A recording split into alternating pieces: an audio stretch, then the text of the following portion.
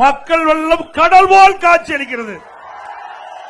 உங்களுடைய ஆரவாரம் எழுச்சி அடுத்த ஆண்டு நடைபெற்ற சட்டமன்ற பொதுத் தேர்தலில் அனைத்து இந்திய அண்ணா திராவிட முன்னேற்ற கழக தலைமையிலே அமைக்கப்பட்ட கூட்டணியுடைய வேட்பாளர் வெற்றி பெற்று விட்டார்.